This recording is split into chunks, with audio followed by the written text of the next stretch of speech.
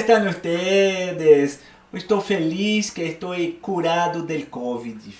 Por fim, eu fiz uma aplicação de ozônio e me quedei melhor. Está começando o VAR, aquele programa Mequetrefe, não? Se você perdeu o lance, se você não viu as melhores coisas do fim de semana, agora você tem o VAR, pode ver de novo e ver que não perdeu nada.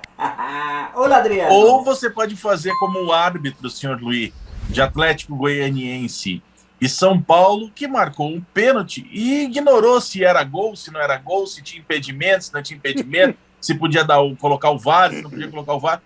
Sabe de uma coisa? Tenho convicção, vão marcar o pênalti. Marcou o pênalti. O lance estava impedido. Então, assim, também tem disso, viu? Tem, claro. Tudo bem, Ernesto Brock, Eduardo Oliveira, senhor Luiz, eu, Adriano Oliveira, para mais um VAR nos Acréscimos. O Edu vai abrir hoje o programa hoje com seu destaque e a gente já comenta também, Edu.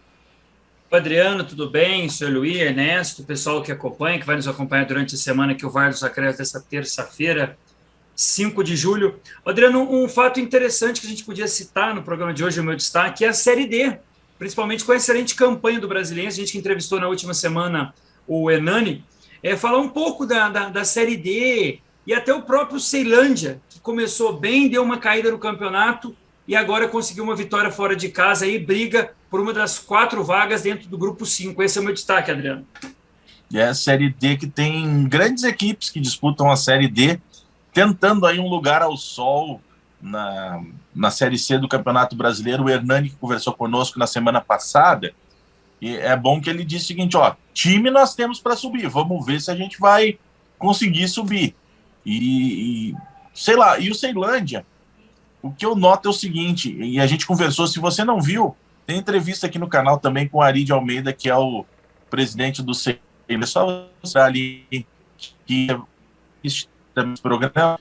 O Ceilândia andou perdendo alguns jogadores, e era o que o Ari falou pra gente naquela entrevista, que ele disse, olha, a gente contrata, a gente não fica em cima de empresário, a gente contrata em convicção, procure, não sei o quê.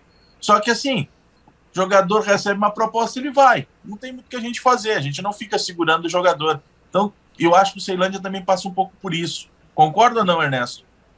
Não, concordo. Acho que o presidente nos alertou bem como seria a Série D. Eu acho que o brasileiro está com uma boa campanha, realmente talvez seja um dos favoritos. Mas eu tenho uma pontinha, assim, que eu acho que o Edu puxou esse assunto para falar da campanha do Pouso Alegre. Mas não sabe assim que eu achei interessante, mas não era isso não, mas assim, o que eu achei interessante é que eu vi uma análise de um site, Última Divisão, que eles comentaram isso que o Ernesto falou, e o Ernesto está lá no Sul, que são grupos 7 e 8, o Ernesto pode falar melhor, porque eu e o Adriano estamos aqui no Centro-Oeste falando. Ele comentou um fato interessante, o Ernesto, que esses grupos, porque o Brasiliense está muito acima dos demais. E aí tem essa questão que o presidente do Ceilândia falou, que o Brasiliense pode encontrar um algoz novamente, a Ferroviária, que está no grupo Pouso Alegre. Em termos de pontuação, ele fazendo um cálculo, ele falou, olha, os grupos 6, 7 e 8 são os mais equilibrados, que você vê uma disputa um pouco acima dos grupos 5, 4, 3, 5 do Brasiliense.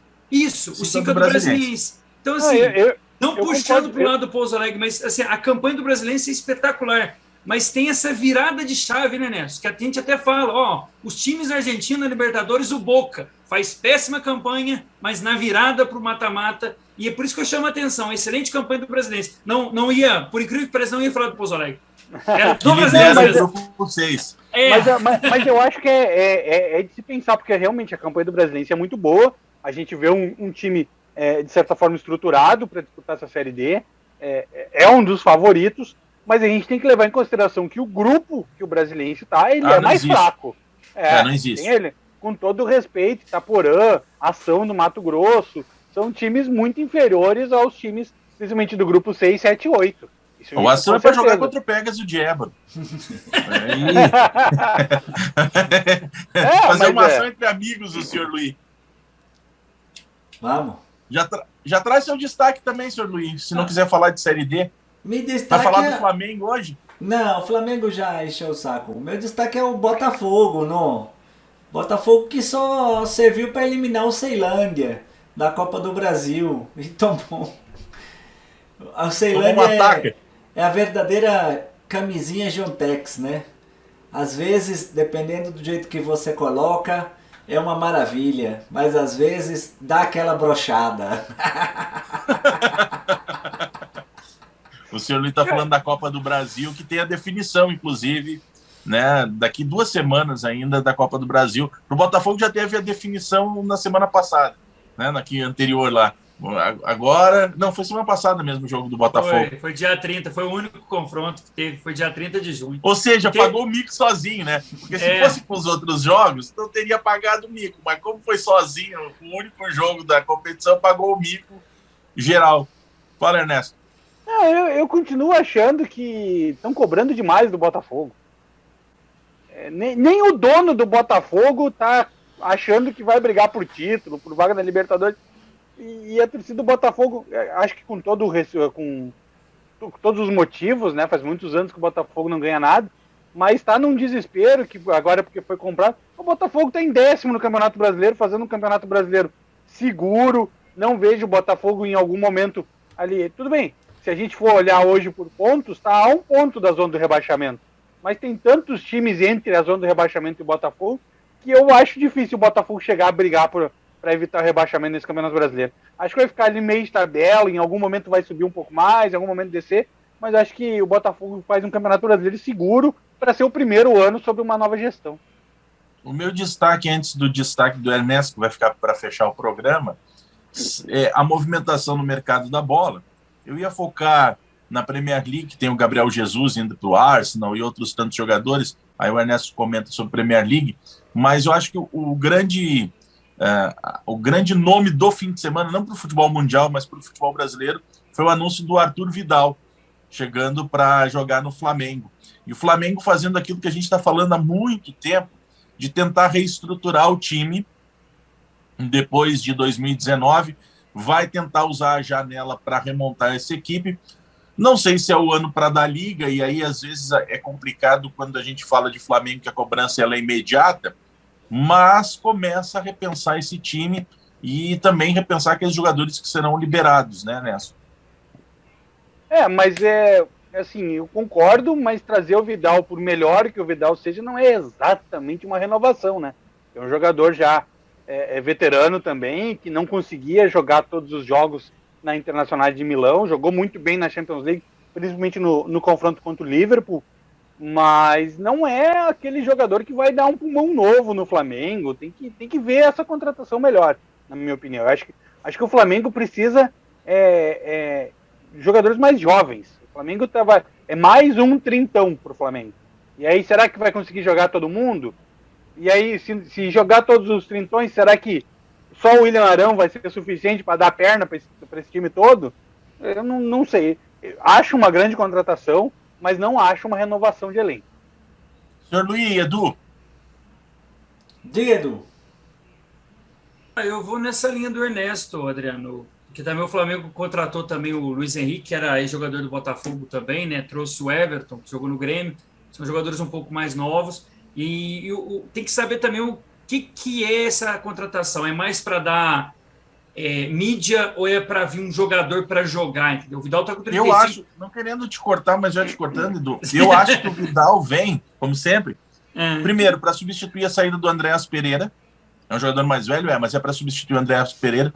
E na minha visão de renovação, que eu falo, é mais de mudar as peças do que necessariamente de idade.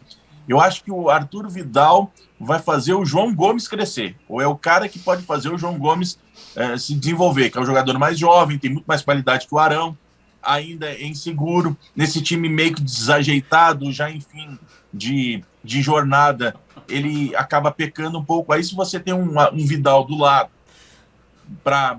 o moleque, bota a bola no chão, toca aqui, não sei o quê, e o moleque vai correr por esse cara. Então eu vejo mais nisso, viu, Edu?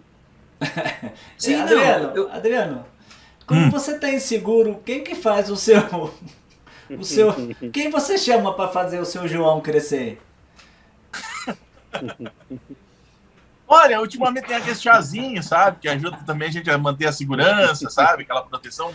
Comprimidos também João ajuda a gente a ter uma Gomes. proteção. João Oi? Gomes. Seu João Gomes. Pra crescer. Meu João Gomes, é. E aí, Edu, conclui aí, porque eu... Então, assim, o que eu vejo, eu entendo essa questão sua e também tem outro ponto, né, Adriano? Assim, a gente está passando por um momento de instabilidade financeira em vários setores da nossa economia. Então, também tem a questão do João Gomes para tentar vender o jogador para a Europa. Então, você traz um cara mais cascudo para o caixa também ter um balizamento, vamos dizer assim. Mas em termos de jogo em campo, é uma contratação importante e que dá um pouco de tranquilidade também para o trabalho do treinador, né? Porque o Flamengo vive muito essa pressão, perdão, com relação aos treinadores, né? Então agora, com a chegada do Vidal... mas o Vidal, com todo respeito, o Vidal não é um cara para trazer tranquilidade pro elenco, né? Não, sim, vamos pegar o histórico do jogador, é meio complicado. É para derrubar o Dorival no segundo jogo. Sim, não, mas o que eu quero falar é o seguinte, a pressão sai um pouco do treinador, fica em segundo plano, porque você traz um jogador, vamos dizer, cascudo, porque o torcedor do Flamengo gosta, a mídia, por exemplo, o Vidal no Maracanã, você vai encher, o Flamengo jogando bem, vai ter essa questão, é isso que eu estou falando. Estou falando da parte técnica, porque o bom jogador sempre gera uma polêmica, né? Mas o problema é aí, tu traz o Vidal com 35 anos, ele cai na noite do Rio de Janeiro e o Dorival virou culpado por ele não jogar. Tem os dois lados aí nessa história. Mas eu vou nessa questão do Adriano, assim. Concordo. Eu tô olhando o pior lado. Sim. Eu vejo do João Gomes, mas eu vejo o João Gomes como caixa, Adriano. Essa que seria a minha análise. Porque o Flamengo precisa vender. Tanto que o Dorival veio porque tinha uma dívida, senão não viria. Essa aqui é a questão. Quando e a informação, não é um achismo, viu? Claro. Não, e quando o futebol começa a ficar assim, né? Não, fulano vem aqui porque tem uma dívida só pra... Mas funcionou uma vez no Flamengo com o Pet, né? O Pet veio para uma dívida e acabou funcionando. Mas funcionou por 3 meses. Funcionou por 3 meses. Exatamente. O Vidal é contrato de produtividade ou é contrato assim? Eu não sei, mas eu acredito que é contrato assim. Entendi. Senhor Luiz, dime. Um amigo flamenguista falando hoje comigo, falando o seguinte: nossa, Adriano, você viu que o Davi Luiz recebeu uma proposta para Inter de Milão? Tô feliz. A ele, é fake news. Ou seja, ele ficou numa alegria e tristeza. Ernesto, o destaque final aí pra gente encerrar o programa.